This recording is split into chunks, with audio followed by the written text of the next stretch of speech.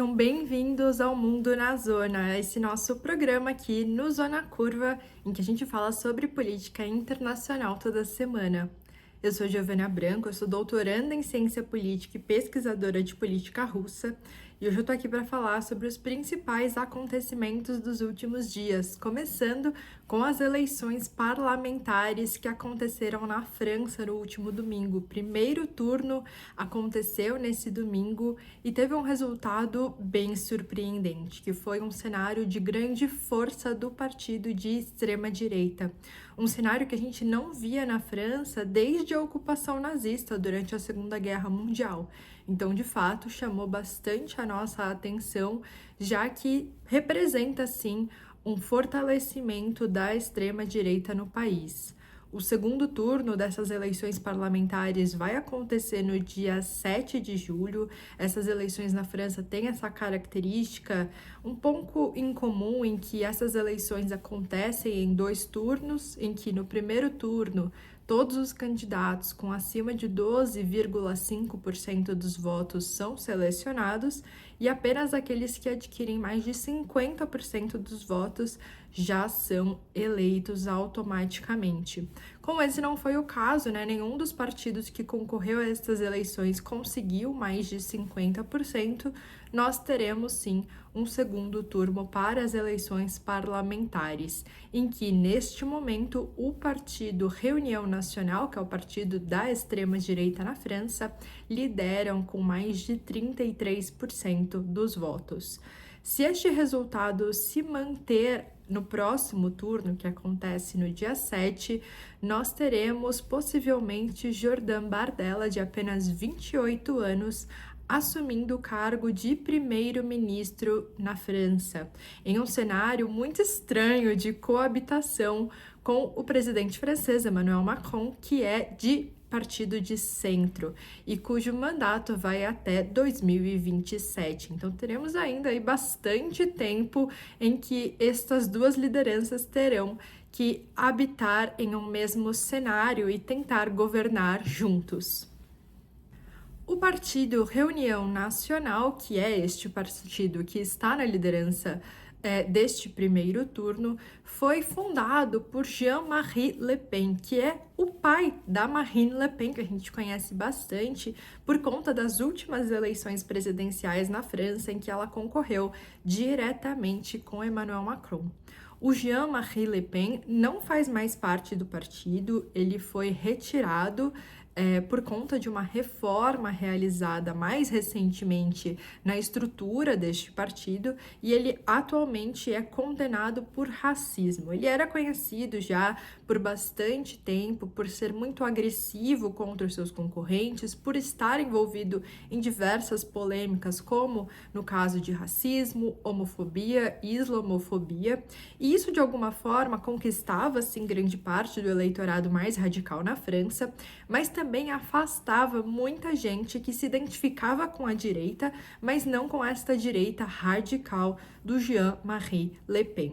Então, quando a Marine Le Pen, sua filha, assumiu o comando do partido, ela fez um processo de mudança interna em que estas alas mais radicais do partido, essas pessoas mais controversas, foram retiradas do Reunião Nacional. O partido, inclusive, mudou de nome nesta época, e ela, portanto, passou a assumir um objetivo de colocar o partido com estas mesmas ideias, porém de uma forma mais palatável, de uma forma que conquistasse também um eleitorado mais indeciso e menos radical na França. Então, o Jordan Bardella, de 28 anos, adquire justamente este lugar por ser esta personalidade que, de novo, tem as mesmas propostas que a Marine Le Pen já tinha e que o partido tem historicamente, mas fala de uma forma calma, cautelosa, mais educada e contida.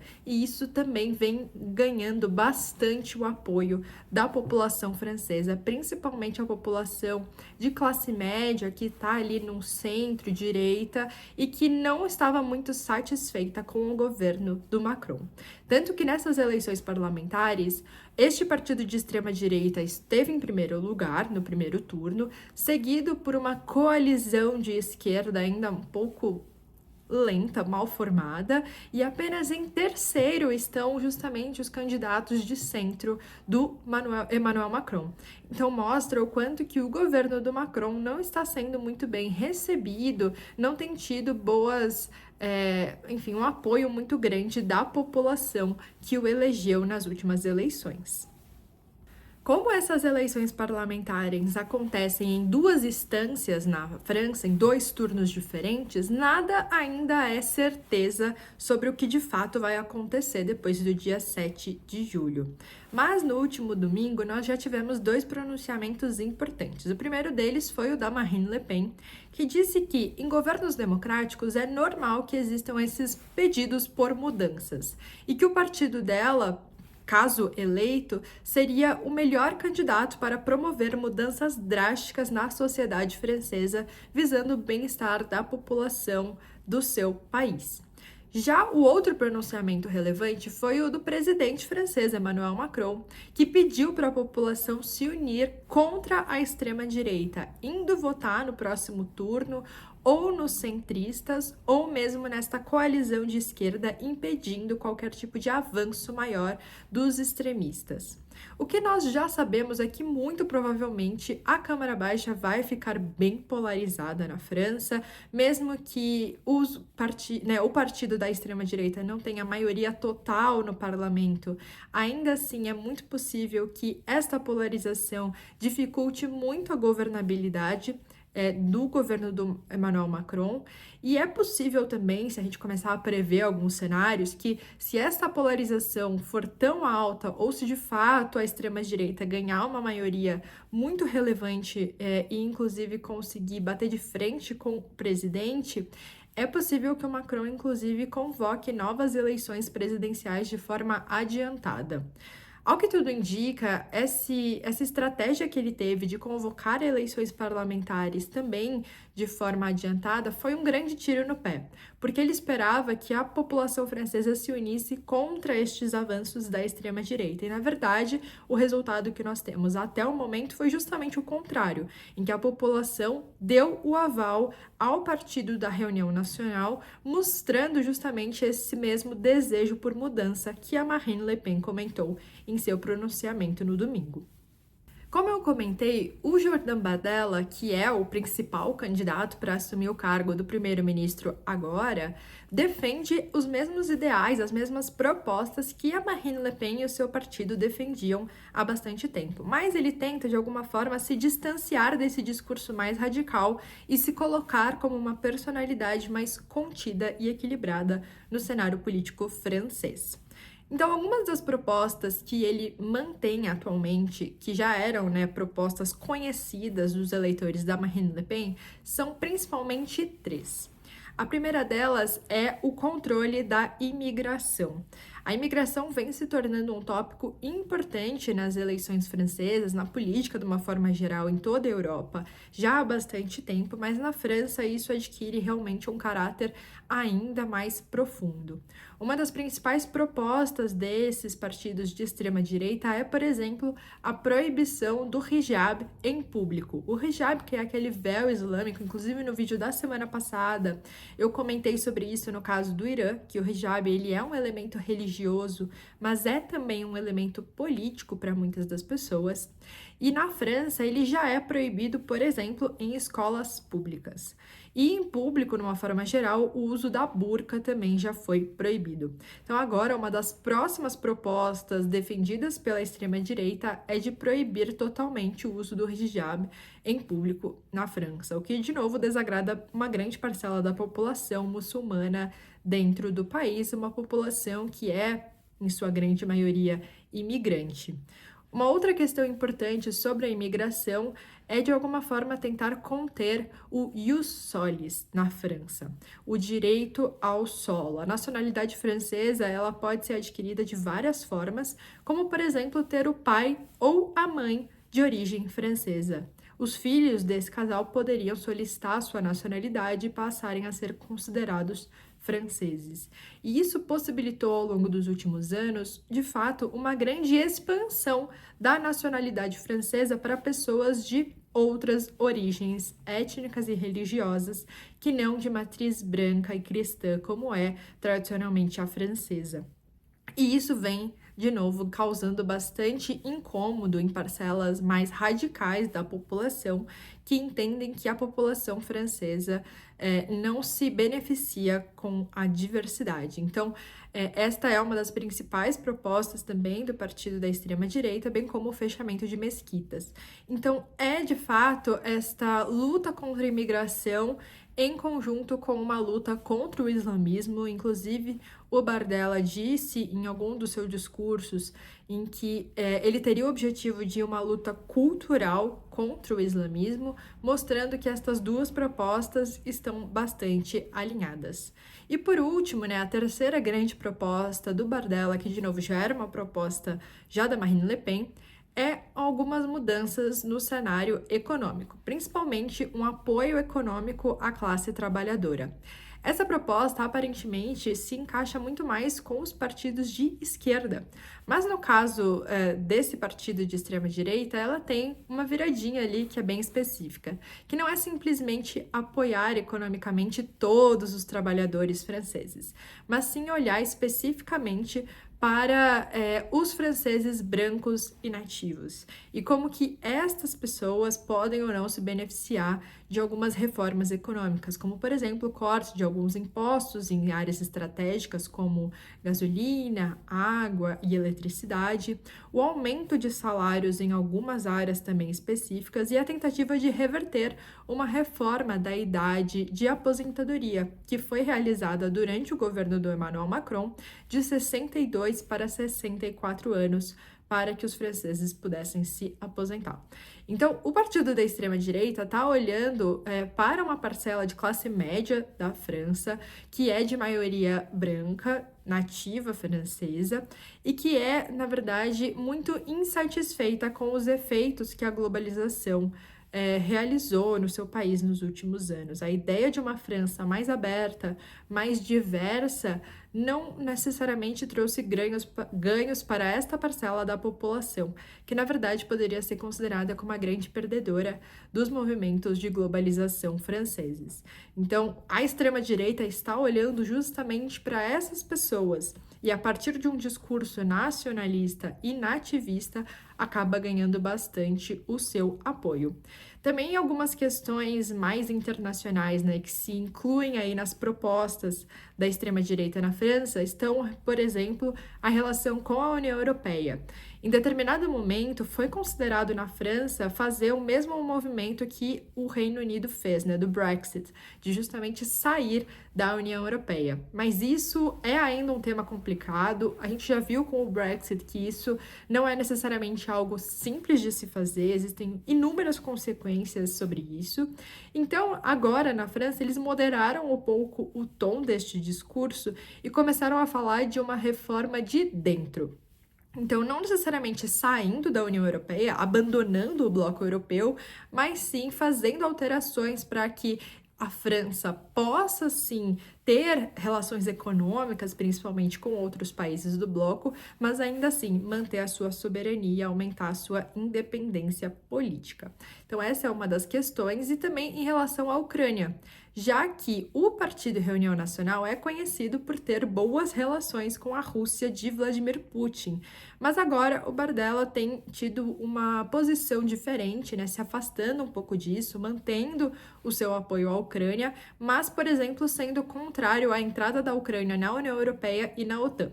Então, é ainda um pouco em cima do muro, se afasta um pouco da Rússia, mas não necessariamente inclui um apoio total aos ucranianos. E essas são as principais propostas deste partido para este segundo turno, que a gente ainda vai acompanhar os resultados.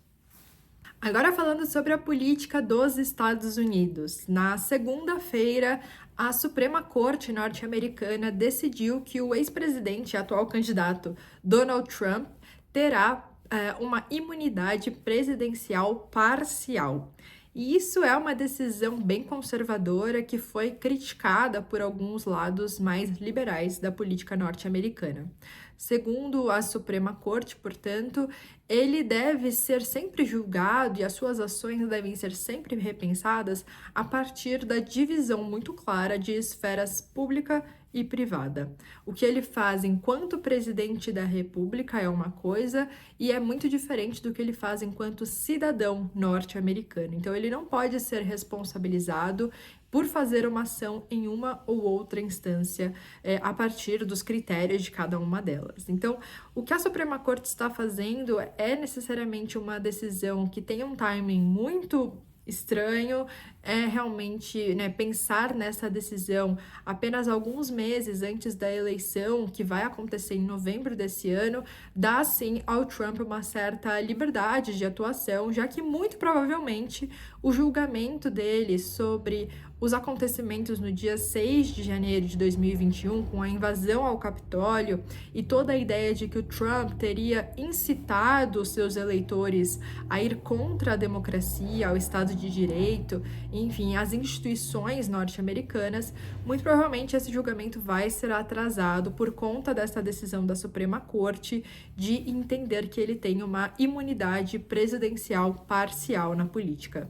O que a Suprema Corte fez, portanto, foi essa distinção de ações que foram tomadas em uma capacidade pública, portanto, enquanto Trump tinha este cargo de presidente, e em capacidade ou esfera privada, então, enquanto cidadão dos Estados Unidos. E agora o que vai acontecer é que a próxima corte, o próximo tribunal que vai realmente julgar as questões do Trump, por exemplo, por subversão no dia 6 de janeiro, deverá decidir se ele agiu enquanto esfera pública ou enquanto esfera privada, e o quanto que isso poderia realmente dar a ele uma certa liberdade de atuação e algum tipo de imunidade que mostra o quanto a política e, na verdade, o judiciário nos Estados Unidos daria uma certa carta branca para ações subversivas do próprio presidente. Essa decisão foi comemorada pelos republicanos, que entenderam que isso era realmente um sinal de liberdade do país, mas foi muito criticada pelos democratas, que expressaram que isso criaria uma zona de completamente livre da lei para o presidente, e também que expressaram medo pelo futuro da democracia no país. É algo de fato a gente acompanhar no sentido em que se esse tipo de decisão vai ser realmente voltada apenas para presidentes republicanos, já que atualmente a Suprema Corte é de maioria conservadora, né? Então acaba passando algumas decisões que são realmente bem mais favoráveis ao Donald Trump do que, por exemplo, ao Joe Biden neste momento. E para finalizar o nosso vídeo, eu vou falar sobre uma tentativa de golpe contra o governo ucraniano. Os serviços de inteligência na Ucrânia disseram que desmantelaram uma tentativa de golpe que teria sido promovido pela Rússia para derrubar o governo na Ucrânia. Segundo a SBU, que é o Serviço de Inteligência na Ucrânia, também dali da origem da KGB e também do próprio Serviço de Inteligência da Rússia, eles eram braços de uma mesma instituição até o final da União Soviética, eles disseram que identificaram o grupo de conspiradores que tinham o objetivo de causar um tumulto, primeiro ali na Praça Maidan, e depois invadir e cercar o parlamento e também algumas instituições de governo que ficam ali no local para tentar derrubar as lideranças civis e militares do atual governo do Volodymyr Zelensky. A ideia deles era criar uma manifestação e durante esse tumulto, esse cenário de caos, de fato, invadir o governo e tomar o poder. A SBU já prendeu 4 pessoas que teriam sido participantes disso. Seus nomes não foram revelados, então a gente não sabe se de fato eles tinham ou não essa origem russa, conforme os serviços de inteligência ucraniana disseram. E eles também não falaram sobre a real viabilidade desse plano, né? Se de fato algumas pessoas isoladamente, mesmo que num grupo ali mais ou menos grande, conseguiriam invadir e derrubar o governo a partir de um tumulto causado por uma manifestação. Ainda assim, os ucranianos, principalmente o serviço secreto, disseram que isso foi, né, viável ou não, este plano, foi um grande lembrete sobre a constante interferência da Rússia na política ucraniana, o quanto o Kremlin continua ali mantendo as suas mãos na política do país e que até o momento já foram registradas, por exemplo, mais de 10 tentativas de assassinar o presidente Volodymyr Zelensky, segundo os ucranianos, todas elas cometidas pelos russos. Então, existe ali um clima de tensão muito grande, já que um dos objetivos do conflito armado na Ucrânia, aparentemente inicial, teria sido justamente de derrubar o governo, substituí-lo por um governante pró-Rússia. Mas que ao longo desses últimos anos o governo Zelensky vem se mantendo no poder. Então, no fundo, o que eles estão dizendo é que o Kremlin vem tentando criar essa atmosfera de caos dentro da política ucraniana e também tentar diminuir a confiança que a população tem no governo. Se o governo é visto como fraco, incapaz ou mesmo frágil, a ideia dos russos, aparentemente, seria causar essas fricções dentro da sociedade ucraniana e, de alguma forma, mudar os alinhamentos internos do país.